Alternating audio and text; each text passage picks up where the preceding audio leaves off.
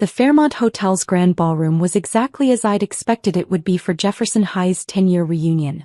Overpriced decorations in our old-school colors, a DJ playing hits from 2014, and round tables full of people desperately trying to prove how successful they'd become since graduation. I nursed a club soda at the back corner table, watching my former classmates network and one-up each other with stories about promotions, home purchases and exotic vacations. Most of them looked exactly like I'd expected, a little older, a little thicker around the middle, but fundamentally the same people they'd been at 18. Jordan Peterson. The voice belonged to Madison Clark, former head cheerleader and current pharmaceutical sales representative, based on her LinkedIn profile that I'd been forced to review when she tagged me in 17 reunion-related Facebook posts. I can't believe you actually came. Hey Madison. I stood up to accept her enthusiastic hug, which lasted precisely long enough for her to catalog my thrift store outfit and lack of visible jewelry. You look exactly the same, she said with the kind of smile that wasn't quite a compliment. Still shopping at Goodwill, I see. Something like that. Well, at least you're here. I wasn't sure you'd show up after. She trailed off meaningfully, glancing around to see if anyone was listening. After what? Oh, the whole situation with your startup company or whatever it was. I heard it didn't work out. The situation. Right. 4 years ago, when my former classmates were still active on social media, they'd witnessed what appeared to be the spectacular failure of my first attempt at entrepreneurship.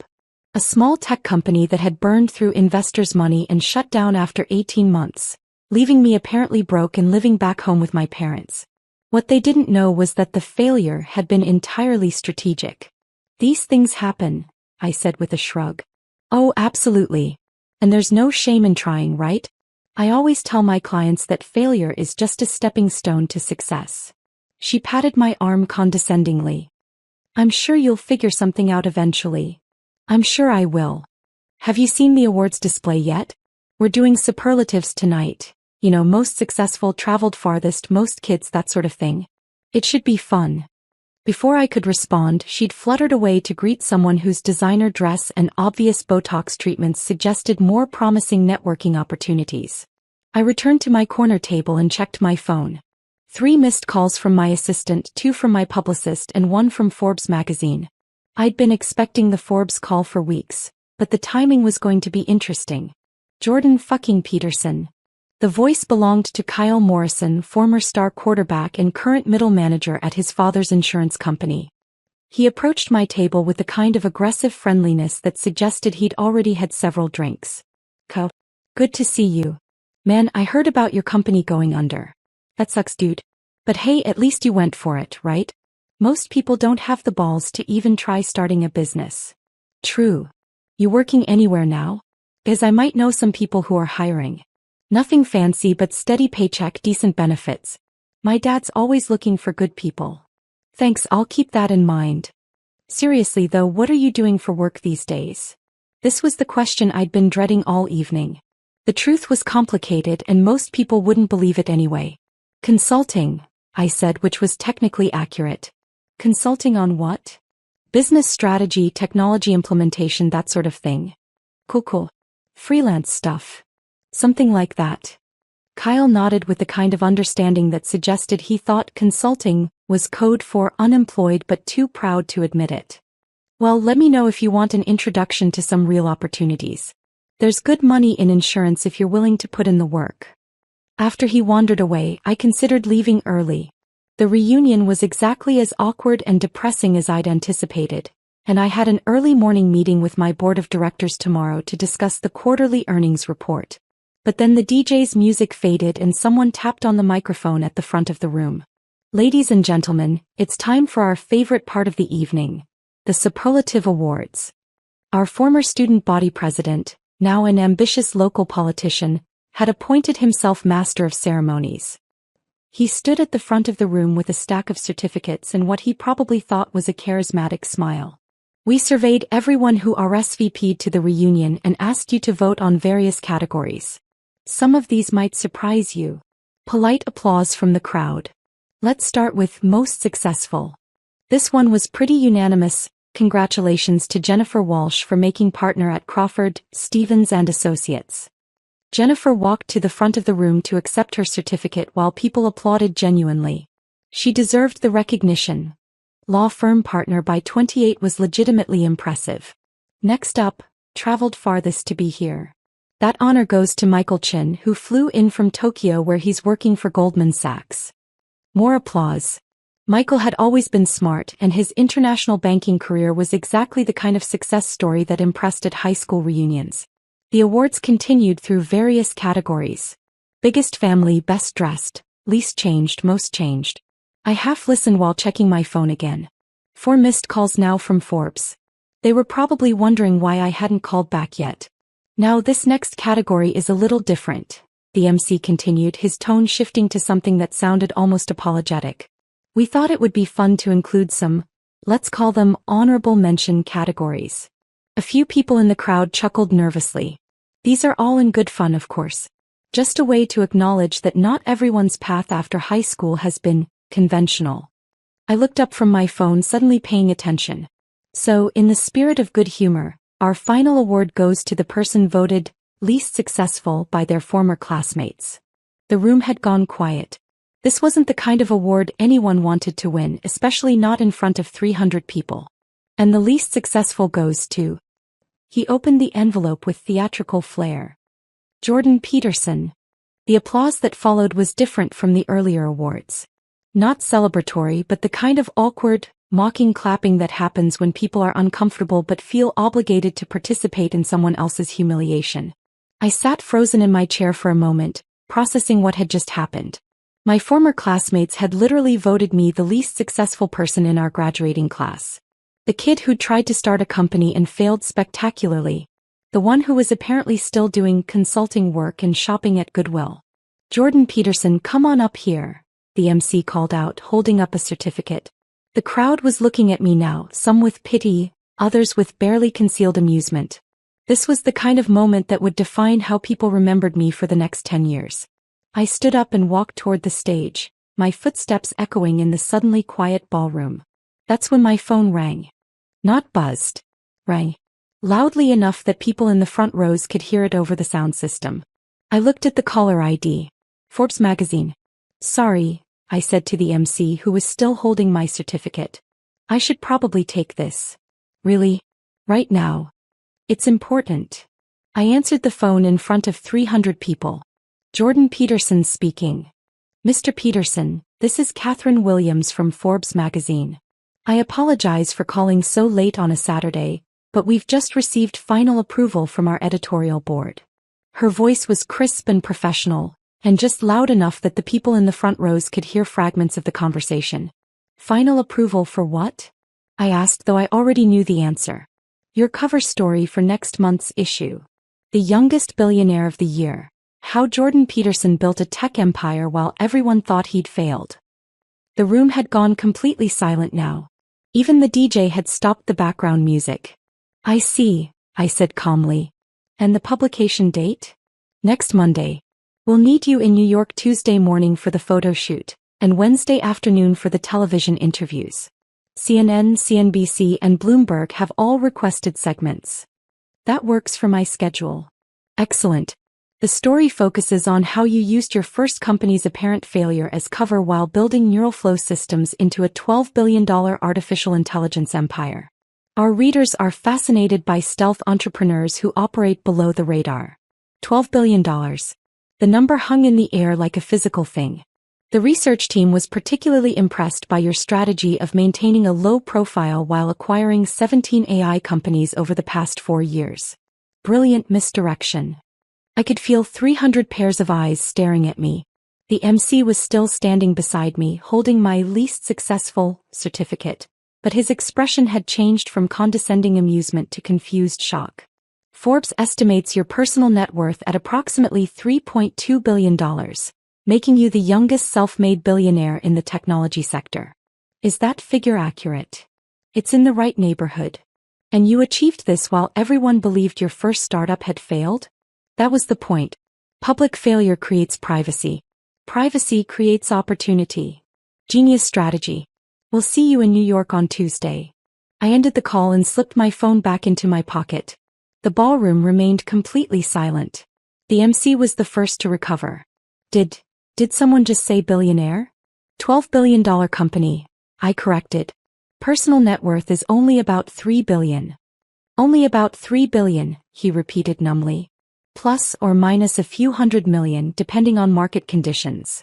Someone in the crowd made a sound that might have been a gasp or a laugh. I couldn't tell which. Your first company, Jennifer Walsh called out from her table near the front. DataSync Solutions. That failed 4 years ago. DataSync was never meant to succeed, I explained. It was a cover story. While everyone thought I was a failed entrepreneur living with my parents, I was quietly building neural flow systems. Neural flow. Michael Chin had gone pale. The AI company that Goldman Sachs has been trying to acquire? Among others. We've had offers from Google, Microsoft, Amazon, and about 20 other companies over the past 2 years. But you turned them down? I'm not interested in being acquired. I'm interested in building something that changes how the world works. Kyle Morrison was staring at me like I'd grown a second head. You've been pretending to be unsuccessful for 4 years? I've been maintaining a low profile while building one of the fastest-growing technology companies in history.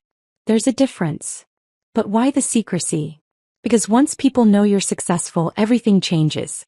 Every conversation becomes about money. Every relationship gets colored by assumptions about wealth. Every business decision gets scrutinized by competitors and regulators. I gestured toward the crowd. Tonight, for example. How did you all treat me when you thought I was unsuccessful? Uncomfortable silence. You offered me job opportunities. You gave me business advice.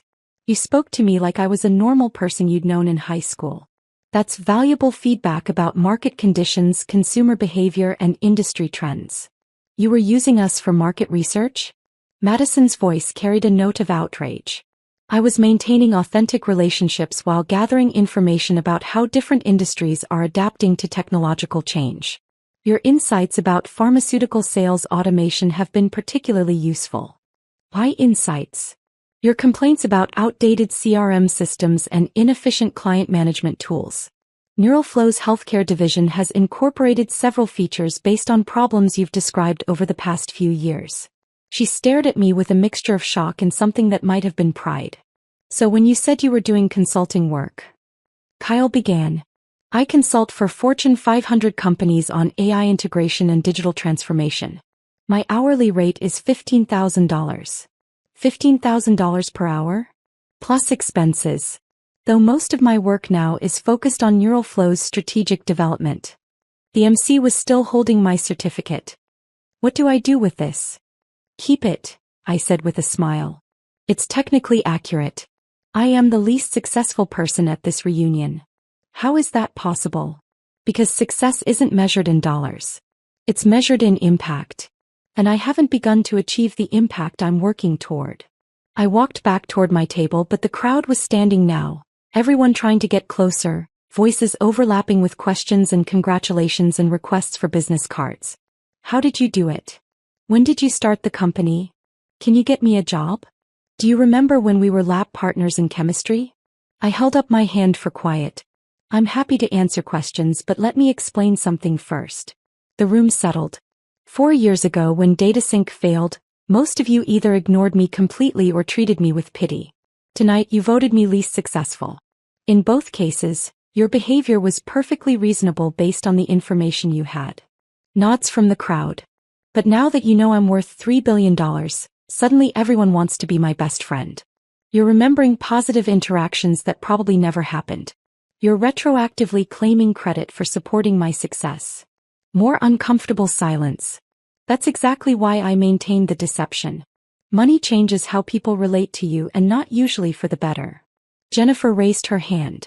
So what's the point of having money if you can't enjoy it? Who says I'm not enjoying it? I love my work. I love building things that matter. I love solving problems that improve people's lives. The money is just a scorecard that tells me whether my solutions are actually valuable. But don't you want the recognition? The status? I want the impact. Recognition and status are distractions from the work. Michael stepped forward. The work being what exactly? Artificial intelligence that actually serves human needs instead of just automating human jobs. Healthcare AI that helps doctors make better diagnoses. Educational AI that personalizes learning for individual students. Financial AI that helps people make better decisions about money instead of just generating more profits for banks. And you built all this while pretending to be unsuccessful? I built all this while focusing entirely on the work instead of managing public perception. The pretense was just a side effect of staying focused. My phone rang again. This time, the caller ID showed my assistant. Jordan, I've been trying to reach you. The Wall Street Journal wants to follow up on the Forbes story, and TechCrunch is requesting an exclusive about your acquisition strategy. Schedule everything for next week. I'm at my high school reunion. Your high school reunion? The one where you were expecting people to treat you like a failure. I looked around the ballroom, where 300 former classmates were staring at me with expressions ranging from awe to confusion to barely concealed resentment. Mission accomplished, I told her, and ended the call.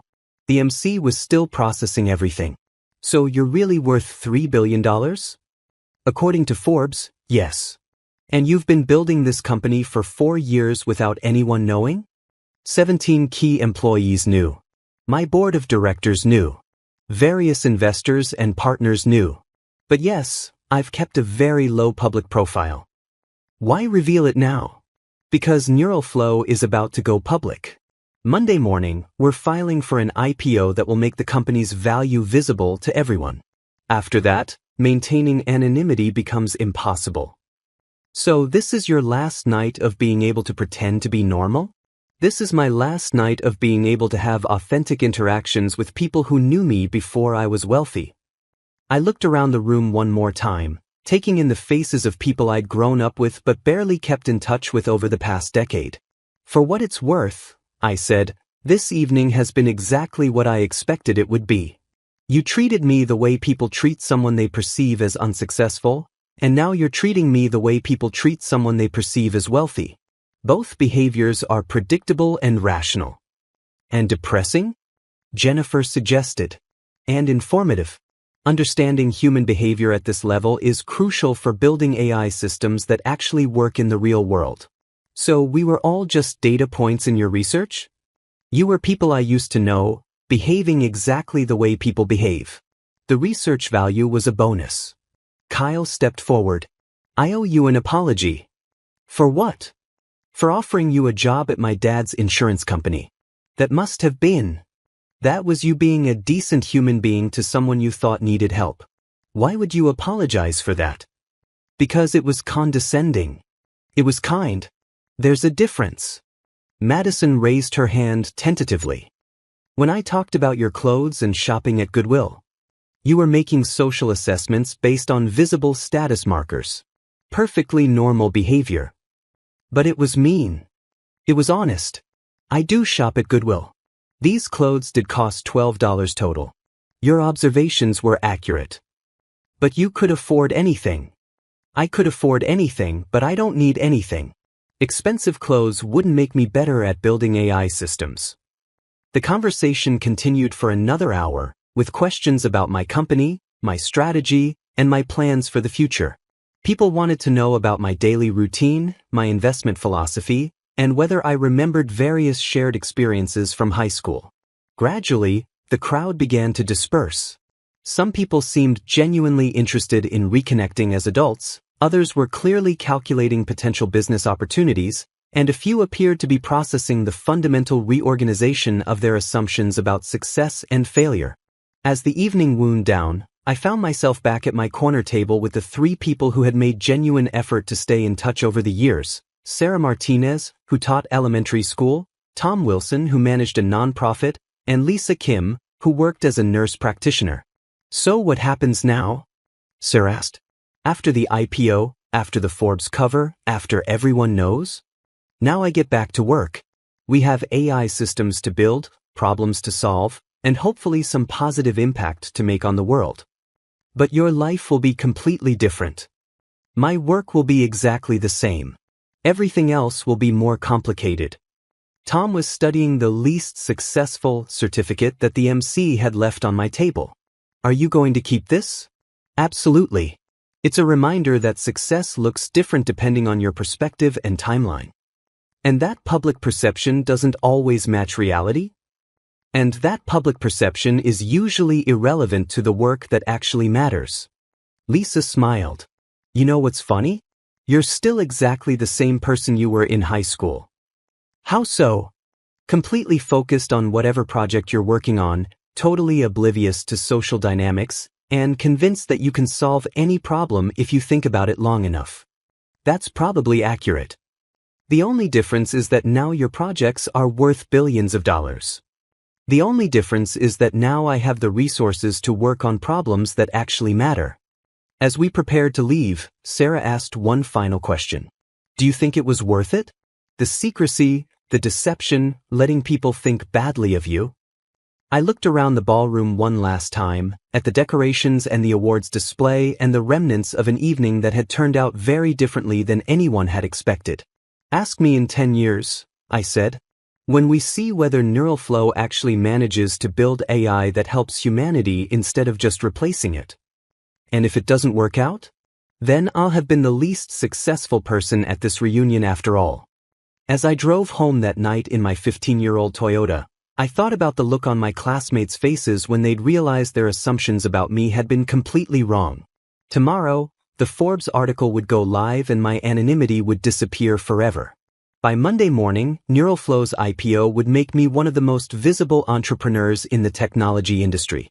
But tonight I was still just Jordan, the high school graduate who'd surprised everyone by turning out differently than they'd expected. The least successful person in my class who'd quietly built something extraordinary while everyone thought he was failing.